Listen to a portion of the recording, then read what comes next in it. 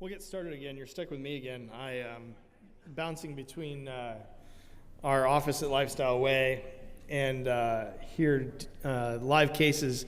We tried to set them up here in a back room, but Marriott wouldn't let us, and so we had to resort to doing them at the office, and so I drove back and forth. But we'll talk about modern management of carotid artery disease. I love carotid disease, and it's hugely prevalent in our community.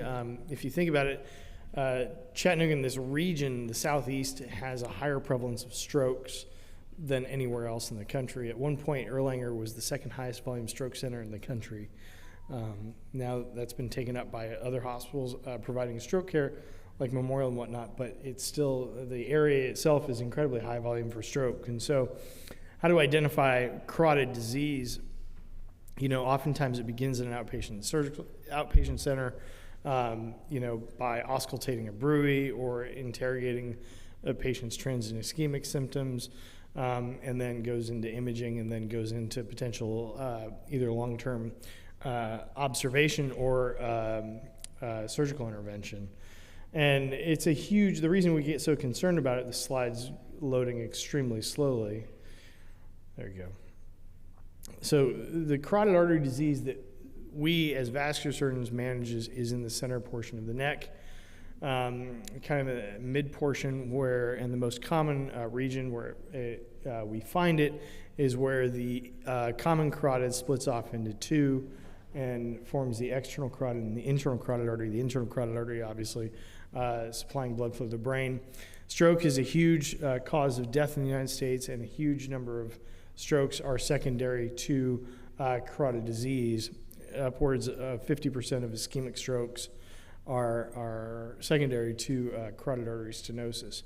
And so our challenge is to identify these patients early and thereby treat them and prevent them from having significant strokes.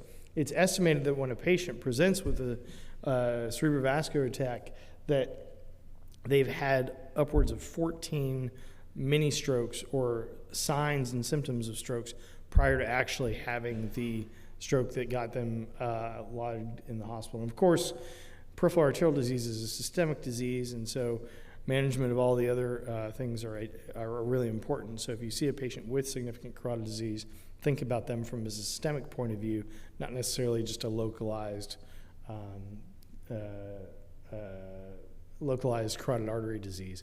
And the prevalence of carotid artery disease, of course, just like all other types of peripheral arterial disease, increases as we age. So be more cognizant of it in your patients as they get older. So how do we identify this? Ultrasound is typically our first line exam, especially in an outpatient setting. It's inexpensive, it's fast, it's non-invasive, doesn't require contrast and things like that. Sometimes we will proceed on to a CT angiography, and in some places we'll do a carotid angiography. A bruit is often heard, but it's not often diagnostic for carotid stenosis. If you hear a bruit, it's something to further investigate, most assuredly, but only less than 1/3 of those patients will actually have a hemodynamically significant lesion. Sometimes actually you'll auscultate the external carotid and auscultate a bruit in that, and we don't typically intervene on those types of on external carotid stenosis. Symptoms: unilateral weakness, signs and symptoms of stroke are what we look for. Monocular blindness that's transient, that's called amaurosis fugax. Expressive aphasia that we would see in a stroke, either permanent or transient. Dizziness isn't typically a sign of carotid stenosis, at least that we think is symptomatic, but it can be related to things called like cerebral hypoperfusion. So again, when we talk about carotid stenosis, we look at the ultrasound, and just like anything else, we interrogate the speed of blood flow through the system, and we've categorized those speeds as to the degree of stenosis. And this is a pretty good image, both from a velocity standpoint, with pretty high velocities approaching 300 centimeters per second, as well as from a B-mode standpoint, you see a narrowing of the lumen here, whereas there should be color flow throughout the entirety of the vessel, but there's a fairly amount of homogeneous material within the vessel itself. Ultrasound's pretty accurate. It's a good study. It's not a perfect study, and that's what I tell my patients. But it's got upwards of a 95% sensitivity in most studies. We sometimes will get a CT angiogram to further look at it and decide how we may approach the patient. And oftentimes when a patient comes into a hospital with acute stroke-like symptoms, the first study they will get is a CT angiogram. And that's what I encourage them to get because it's not necessarily user-dependent, and it's fast, and it interrogates the cerebrovascular system as well. MRA is less used. It's more expensive. It's more sensitive from a motion standpoint. And then diagnostic cerebral angiography we can use as well. The asymptomatic carotid trial kind of looks at patients randomized to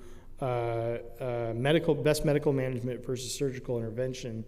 And it's kind of guided our therapy. It was one of the first studies to really look at asymptomatic disease and decide whether or not we should treat them. And it really showed that the patients did benefit with severe carotid stenosis, greater than 70% stenosis, to undergo surgical intervention versus medical management alone. The stroke risk was significantly less. Again, we're starting to see more and more signs and symptoms of cerebral hypoperfusion and improvement in their lives after carotid intervention with severe stenosis. Cerebral hypoperfusion, I think you're going to start to see more studies on this in the near future. There's significant cognitive impairment in patients, mobility dysfunction, and learning impairment associated with carotid stenosis. And surgical intervention has helped patients. I had a patient the other day I did a carotid endarterectomy on, and he came back and he said, I just can think better. It was kind of interesting. So when we look at these patients, we also they've started to do studies looking at the patient's gait after revascularization and balance, and it's fairly significantly improved. And like I said, that's probably related to the hypoperfusion type symptoms. So how do we intervene on these patients? The three mainstays of intervention are carotid endarterectomy, carotid stenting, and transcarotid artery stenting. In addition, obviously, to medical management. Who do we operate on? Greater than 50% stenosis and patients who are symptomatic, or greater than 70% stenosis and those who are asymptomatic. We want to keep the stroke rate very low, and the reason we operate on these patients is to prevent them from having a stroke. So obviously, but there's a risk. If you mess with the bull, sometimes you get the horns. And so we try and keep the stroke rate under 2 to 3% nationwide. For carotid endarterectomy, the nationwide stroke rate typically is less than 2%. And this is an improvement with medical therapy, especially in asymptomatic disease. Most patients, I quote, stroke rate with asymptomatic disease of, depending on studies, 10 to 15% over 3 years if we treat them with medical management alone. I can't eliminate that risk, but I can drop it pretty significantly. And this has been confirmed through several different trials. The ACAS trial, the ACST trial, again, a 5-year stroke rate with best medical therapy of 11%, dropped down to around 4 to 5% with carotid endarterectomy, plus best medical therapy. And this has been validated through multiple studies throughout the years, including studies as recently as 2020 and 2023. And this includes best medical therapy now to include aspirin, Plavix, and modern statin therapy. So the trials are looking at things. There's still people who don't like to operate on these, but I think most of the data suggests that asymptomatic disease, especially with severe stenosis, warrants intervention. Symptomatic disease, there's been less of debate over the year. Significant stroke rate in a patient who presents with severe carotid stenosis, greater than 50% stenosis, and symptomatic disease, that the significant intervention or surgical intervention is significantly warranted in decreasing the overall stroke risk. With stroke risk, recurrent stroke risk, upwards of 35% over 3 years with best medical management versus surgery, in which we can lower it significantly down to 9%. So when do we operate after a stroke? It used to be we'd wait weeks to months after a stroke. Now we're interviewing sooner. If a patient presents with symptomatic symptoms and a fairly small stroke or no stroke on an MRI, we'll intervene after within days, if not less than 2 weeks. And early carotid endarterectomy has been associated with significant improved outcomes in these patients, except for patients with large significant strokes of greater than 3 centimeters. How do we do this? Carotid endarterectomy is the mainstay. It's one of my favorite operations. You can do it 2 ways. You can split a carotid in half and do what's called an eversion endarterectomy, or oftentimes we'll do a longitudinal arteriotomy, in which we'll open up the artery and along the length of the disease, pluck out the disease, and then sew on a patch. That patch is made of the covering of a cow's heart. But there are some patients we can't do that on. Patients with previous neck surgery, previous radiation, makes it much more difficult, or a fairly high lesion. This is one that I did just a couple weeks ago. You've got the carotid open longitudinally with the plaque inside. We shell out that plaque. The little tube in the middle of it is what's called a shunt. It's a plastic tube that keeps blood flow going to the brain during the operation. And then we sew on the little patch right here, which is, like I said, the bovine pericardium. Just another example of what we shell out with routine. And the stroke rate with vascular surgeons performing the operation nationwide is around 1.5%. With non-vascular surgeons, they typically take longer. Oftentimes they'll sew the artery primarily. The stroke rate is a little bit higher, and so find your local friendly vascular surgeon to do carotid endarterectomies is the take-home message. Transfemoral artery carotid stenting is another way that we approach these. Remember, I said that some patients are not amenable to an open carotid endarterectomy, so the classic way to treat this is with a carotid stent. Oftentimes, or most of the time, we'll do this with what's called embolic protection. We'll access from the femoral artery, run a wire up. Now sometimes we do it from the radial artery, run a catheter up, and put in a filter. And with that filter, it distally stops embolic disease. This is one we did a few weeks ago as well. Put a filter up into this internal carotid here, and then lay a stent. A little bit of spasm from the filter placement distally, but a pretty nice result.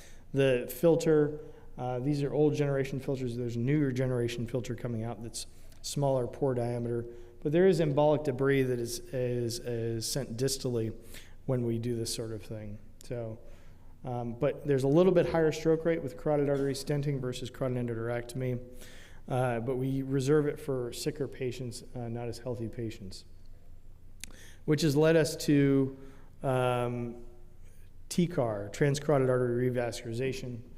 TCAR is a sort of a newer approach. We've been doing it in the last 5 years, in which we make a small incision at the base of the neck, access it with a sheath, and slide a stent up. The idea is to decrease the stroke rate and use flow reversal in the carotid artery to decrease embolization to the brain. We clamp proximal to the sheath, and so all the flow is reversed back into the sheath. And the idea is with the smaller incision, there's less stroke risk, less nerve injury, less facial numbness, pretty quick return to recovery. They still have to stay overnight, but the Roadster trial was kind of a landmark trial for it. It had about 200 patients, so a less powerful study than carotid endarterectomy trial, but had a stroke rate of 1.5% or so. You can do them under local anesthesia if you need to. This is a picture of the sheath in the artery, and then you deploy a stent over a wire under flow reversal. And this is a picture of some of the debris collected in the filters. Pretty neat operation, but you really have to match the patient with the operation. So there are multiple ways to revascularize these patients, and not one procedure is not perfect for every single patient. So it's really important to match the patient with the appropriate procedure, and prevent them from having a stroke long term. So I'll move along since we're a little bit behind and go from there. Any questions? Thank you so much.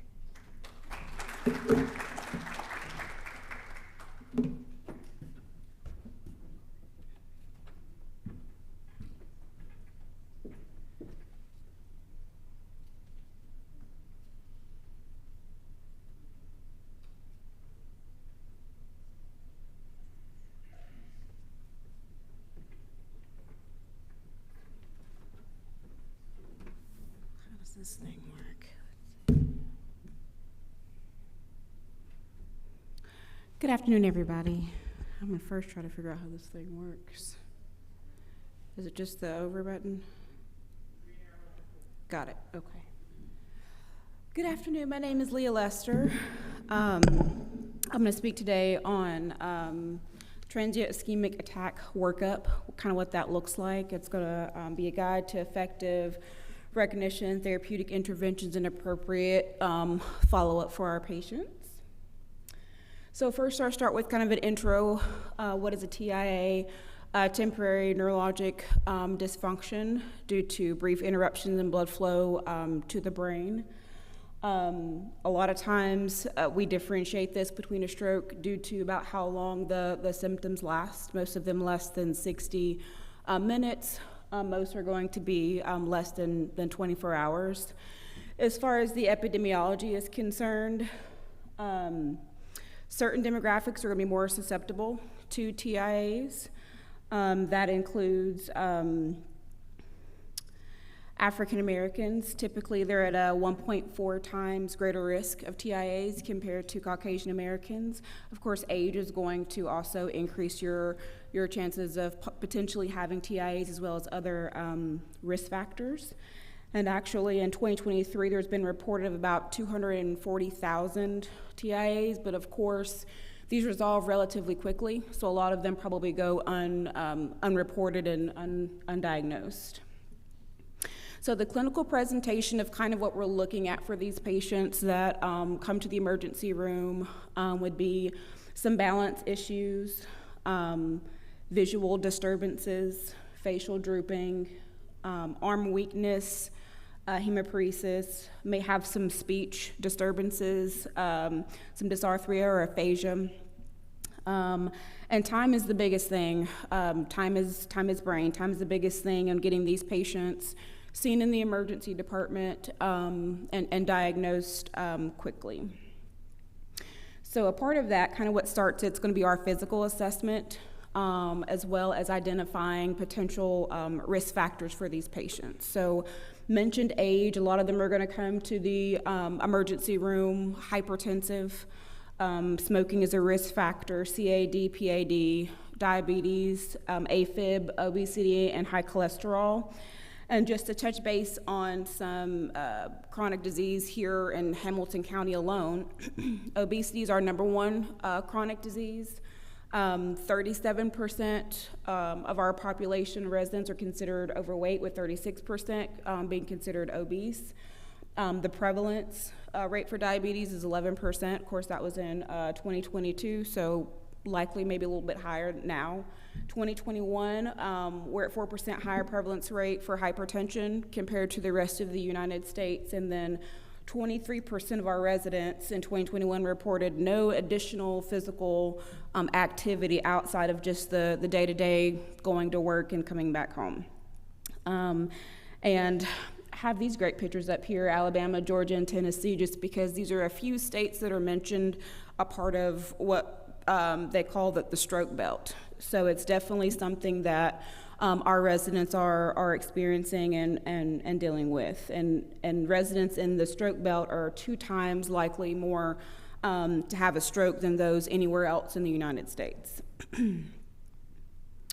So initial assessment, once again, good physical assessment, good past medical history, including those risk factors. Most hospitals in the area, even their smaller hospitals, are going to have at least access to CT, so some will choose to get that primarily. That still is not necessarily the preferred method. It would be a brain MRI. If they don't have access to this, then of course you can get a head CT without contrast. CTAs, as Dr. Harris mentioned, a great way to assess for any carotid or vertebral artery stenosis. So that's a great thing to assess for and screen for as well. Of course, we're going to check the blood sugar as well as other lab work. So CBC, CMP, A1C, always want to see if those patients are diabetic. And a lipid panel as well. This is a great way to assess for potential risk factors. And then you have troponin, EKG to see if they've got AFib, once again assessing for potential risk factor. And all this kind of comes into play with how we medically manage these patients after a TIA is diagnosed. So one of the things that we use, and I've used it a little bit in the hospital as well, is a predictive scoring system. So the ABCD2 score consist of looking at patients over the age of 60. We're assessing their blood pressure, we're assessing their symptoms when they come in, how long these symptoms have been going on, and if they have diabetes. So all of that is included. The first score there, the ABCD2 score, is the one that we use the most often. The other ones listed are going to take into consideration other things. If they have carotid stenosis, intracranial stenosis, if they've had past infarcts and things like that, of course that will increase your chances of potentially having more severe symptoms or stroke even in the future. So how do we manage these patients when they do come to the emergency room? Immediate treatment goals, there's medication interventions, lifestyle changes, education, and the proper follow-up. So first, with the immediate treatment goals, we're gonna work on restoring the blood flow for these patients. We're gonna work on mitigating cognitive decline if that is something they're experiencing, as well as preventing future vascular incidences. So medication interventions, antiplatelet therapy, a lot of times you can use the ABCD2 score to determine exactly what kind of antiplatelet therapy to choose from. Aspirin, Plavix are typically the go-to. If they have a low ABCD2 score, you might just want to do single therapy. If they have a greater than 4, a lot of people are using aspirin and then Plavix for at least 90 days and then maybe transitioning back to single therapy. If they've got a greater risk of about 6 or above, aspirin and Plavix can be used, and some people choose maybe to use Brilinta or something like that. Antihypertensive, something we want to use. Once again, most of these patients will come in being hypertensive, so we want to make sure that blood pressure control is a part of that conversation. Ideally less than 130 over 80 is the goal. Some patients may need anticoagulant therapy. Once again, if they've been diagnosed with AFib, they may use that or any other possible indications. And then lipid control management. High intensity statins is still a first line goal for these patients. This helps with plaque stabilization. It helps with inflammatory responses as well. So lifestyle changes, this is probably my favorite part of talking about this, is just educating our patients. So what kind of gems do we give them to continue to improve their health? So Mediterranean or the DASH diet, things like that, nutrition consults they can consider, obviously stop smoking, decrease or limit your alcohol consumption if possible, increase physical activity, and control blood pressure and diabetes. And then the proper follow-up. Most will have a neuro consult when they come into the emergency department. That's kind of a part of the protocol. And then making sure they have a follow-up appointment with a local neurologist as well. Making sure they have a primary care, they're established with primary care to continue to work on decreasing the risk factors for TIA or stroke, and then once again to educate these patients on ways to decrease those factors to help prevent any worsening conditions or future TIAs or strokes. So in conclusion, accurate diagnosis, diagnostics, timely interventions are essential in identifying TIAs. Be fast is the clinical presentation, what they can present with. There's a predictive scoring system that you can use. And then once again, educate on signs and symptoms of TIAs, risk factors, and make sure these patients have the appropriate follow-up afterwards. So, any questions? Thank God. Okay, have a good afternoon.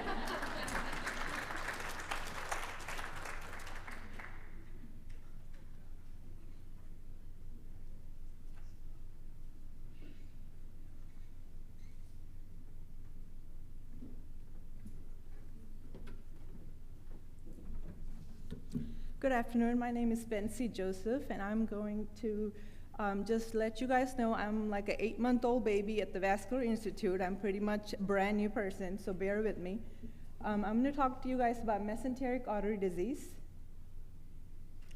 So mesenteric artery disease involves narrowing or blockage of the mesenteric arteries, which supply blood to the intestines. What is the importance of it? Well, it can lead to ischemia, or the insufficient blood flow causing abdominal pain, malabsorption, and severe cases, life-threatening complications, or even death. Atherosclerotic disease of the mesenteric arteries affects 17% of patients over age 65. Let's look at the anatomy of the mesenteric arteries. The GI tract is supplied by celiac trunk, superior mesenteric artery, and the inferior mesenteric artery. The celiac trunk branches into common hepatic, splenic, and left gastric arteries. The superior mesenteric artery supplies the pancreas, the duodenum, the jejunum, and the right half of the colon. Inferior mesenteric supplies the distal, transverse, left, and sigmoid portions of the colon and rectum. If you look at the causes, atherosclerosis is the most common cause, which we all heard today, all day long, leading to plaque buildup in arteries. The second cause is embolism, which is a clot dislodged from heart or other vessels blocking the mesenteric artery. Another one is low blood flow. That means from the heart failure or severe hypertension. We've all talked about the risk factors as well today, smoking being number one. High cholesterol, hypertension, diabetes, and of course age. Types of mesenteric artery disease, there's acute and chronic. 40 to 50% of patients presenting with acute intestinal infarction had prior symptoms of chronic mesenteric ischemia. When we look at the symptoms, chronic mesenteric ischemia is abdominal pain after eating, meaning postprandial pain. Weight loss due to fear of eating, malabsorption, and diarrhea. 90% of patients have significant weight loss, and 75% of patients have an abdominal bruit. Acute mesenteric ischemia is severe sudden abdominal pain, nausea, or severe vomiting. Sometimes some of them will have fever with the elevated white blood cell count. How do you diagnose it? Well, we diagnose this with duplex ultrasound, which is the non-invasive way to check blood flow. You can do MRA, which is costly, but it's usually for patients allergic to contrast dye, and CTA, which is the gold standard for assessing vessel blockages that all of our surgeons approve of. The diagnostic criteria, the abnormal velocity for a native artery, the superior mesenteric has to be more than 275 PSVs. That means it's more than 70% blocked. And the celiac is more than 200 PSV, which is more than 70% blocked. Treatment options, of course, we all heard about lifestyle changes, diet, exercise, smoking cessation, eating healthy. Medications, then we can do blood thinners, cholesterol-lowering drugs, anticoags. Surgical intervention include endovascular therapy, which is angioplasty and stenting to restore blood flow, surgical bypass for severe blockages not suitable for endovascular therapy, and of course bowel resection in case of necrotic intestine, and this is usually done by general surgery. What's the prognosis? Chronic mesenteric ischemia can improve with treatment, but may have recurring symptoms unless we manage the underlying causes, like the smoking and the diet. Acute mesenteric ischemia is high mortality rate without quick intervention, but good outcomes if treated early. So this is a case study, 74-year-old female patient with abdominal bloating, early satiety, and postprandial pain after meals. She did not have weight loss or food fear. Her symptoms were present for a few months. She had an EGD and a colonoscopy which demonstrated polyps. So when they did her angiogram, they found that she had a PSV of 401 and more than, of course, 70% stenosed. When they actually did that was ultrasound, and then the angiogram found out that she was 99% stenosed. So there's her pre and post pictures. And in conclusion, chronic mesenteric insufficiency is postprandial pain, abdominal pain, early satiety, and weight loss. Diagnostic workup include duplex ultrasound angiography. First-line treatment is endovascular therapy to include stenting of affected vessels, and open surgical bypass is reserved for occluded stents, multi-vessel obstruction, and good surgical candidates. That's it. Thank you.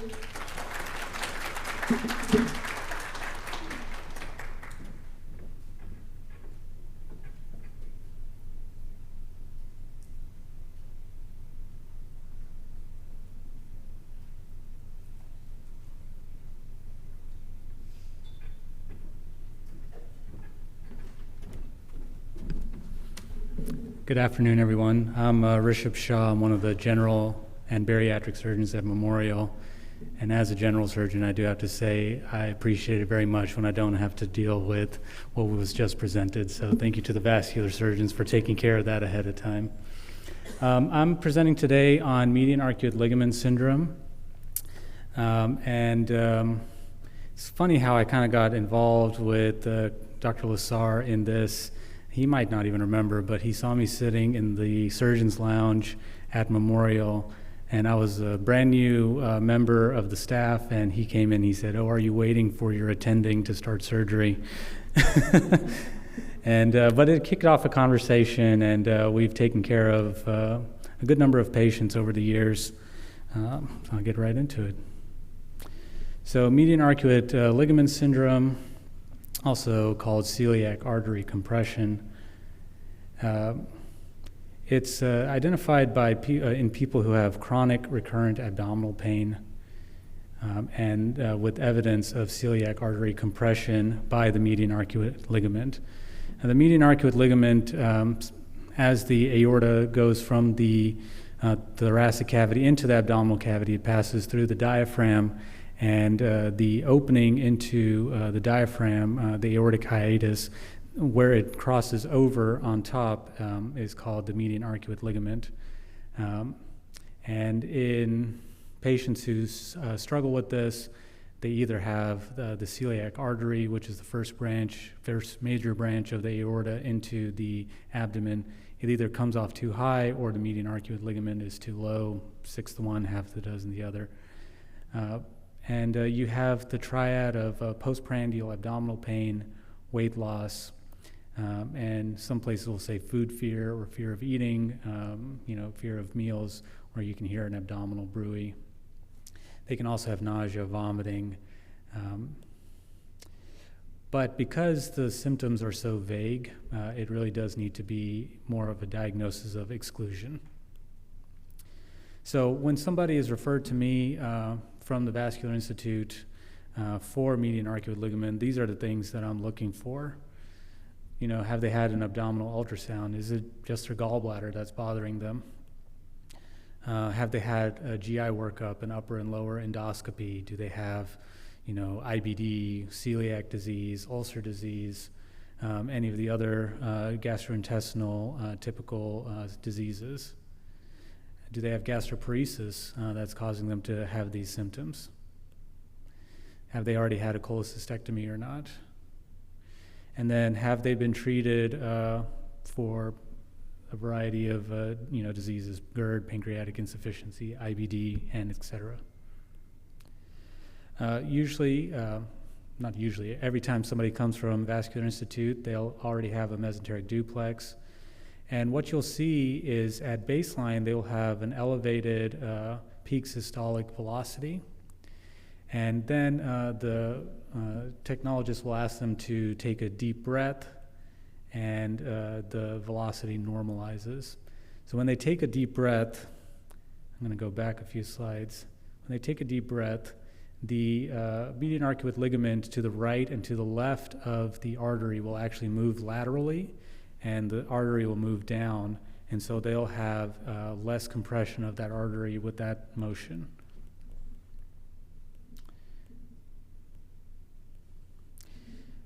The other thing that usually comes over is an arteriogram, and what we're looking for is the typical hook. Let's see if I can point it out here. The hook in the celiac artery. So this is the SMA coming off the aorta here, and above that is the celiac artery. And you can see the tightness of the artery coming right off the aorta, and the hooking of the artery around something. And the other classic finding is the post-stenotic dilatation. So you can see that the celiac artery is wider past the stenosis than at the takeoff. Here's a CTA showing similar thing. Can you play the video? I don't want to accidentally skip it. So and this is a pretty significant one here. You can see right there the celiac artery coming off the aorta with that hook. and a post-stenotic dilation and a normal caliber SMA underneath that.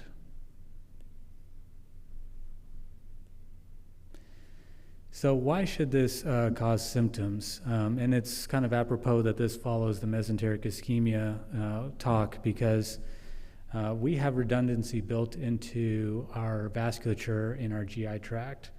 So in the absence of multivessel disease, collaterals from the superior mesenteric artery and inferior mesenteric artery can provide collateral perfusion to the distribution of the celiac artery.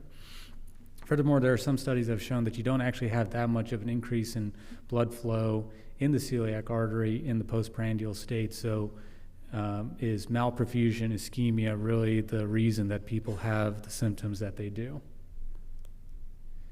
And in fact, here's the same arteriogram I showed you earlier. Here's a AP view where you can see a big collateral coming off the SMA, back feeding into the celiac distribution and giving perfusion.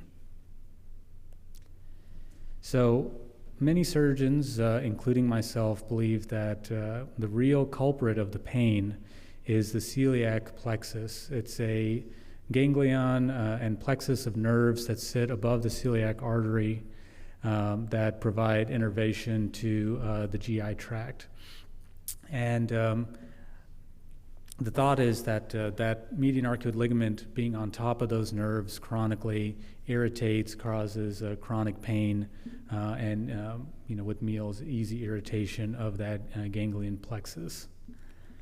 Some places like Vanderbilt, for example, will actually perform a celiac plexus block as a confirmatory test before they'll take somebody to surgery to do a median arcuate ligament release. I personally don't think that's necessary. I think a good history and a good arterial workup is enough. And there's obviously side effects or potential adverse effects of having a celiac plexus block.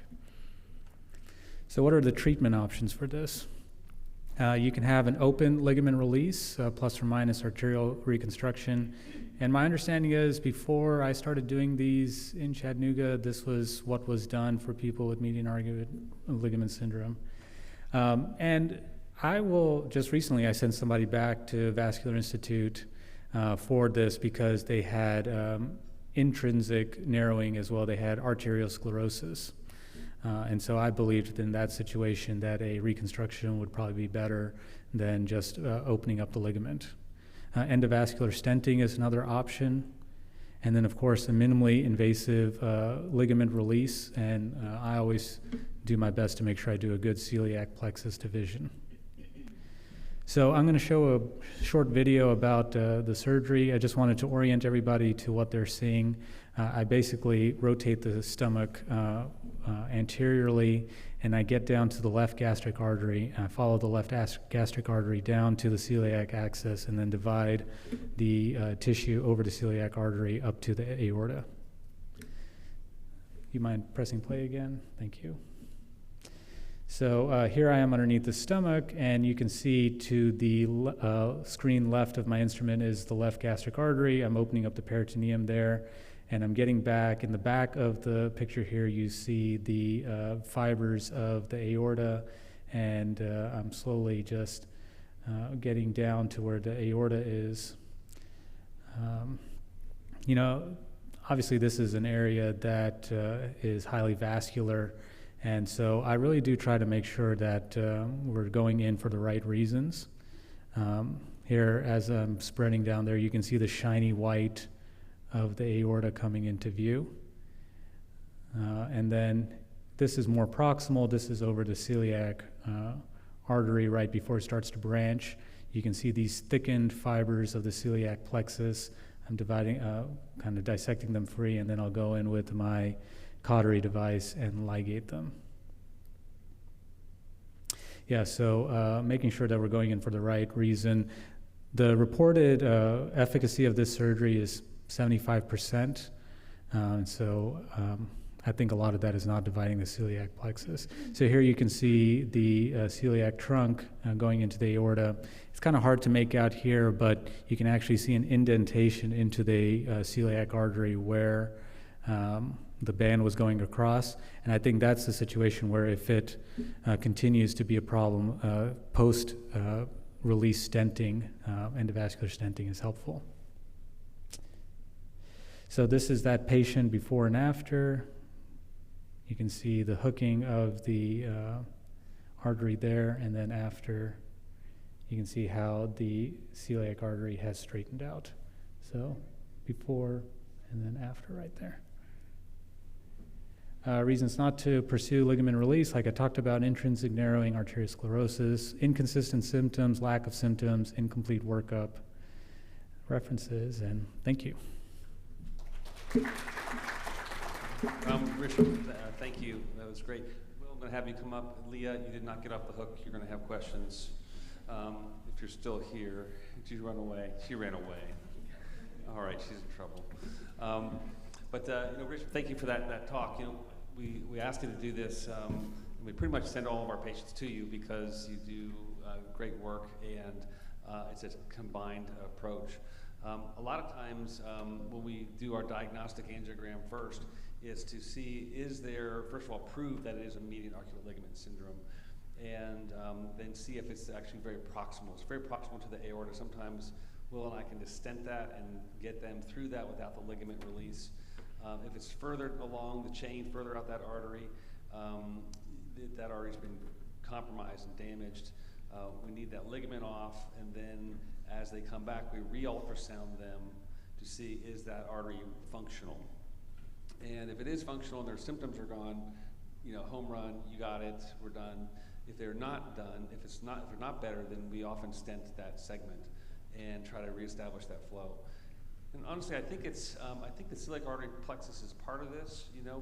Honestly, I'm more concerned that might be an arterial insufficiency issue, where you don't have enough blood flow to the stomach to function, you don't have enough blood flow to the liver and pancreas to have the exocrine function, and therefore they don't work as well. And so you get that diarrhea, you get that abdominal pain, and it's a horrible condition.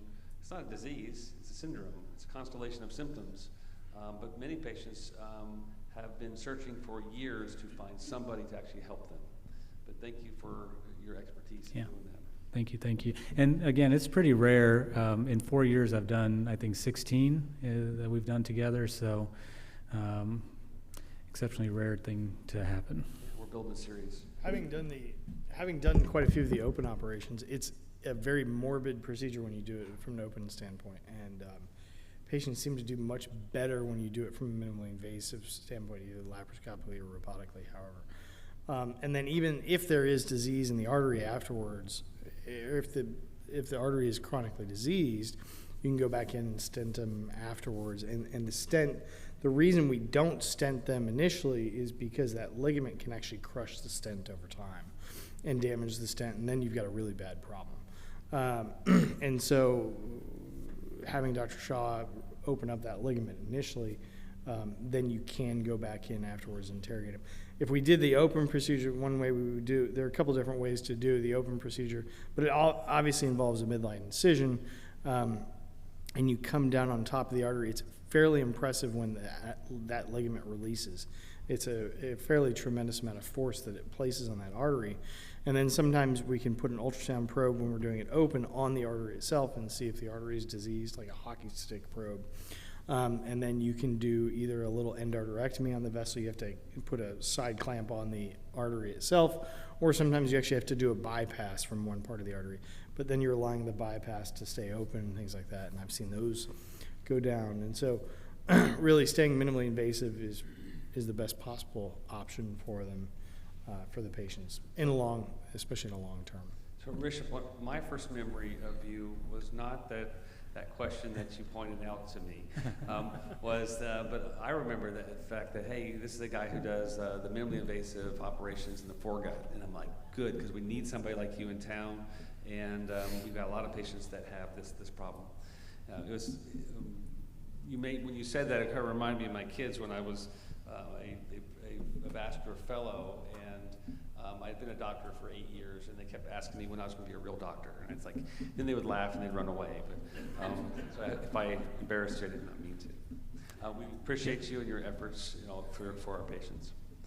Is there any questions for Dr. Shah, Dr. Harris? Remember, median arcuate ligament syndrome, they have postprandial pain, they get full very quickly, they have abdominal pain, they can't eat, they lose weight.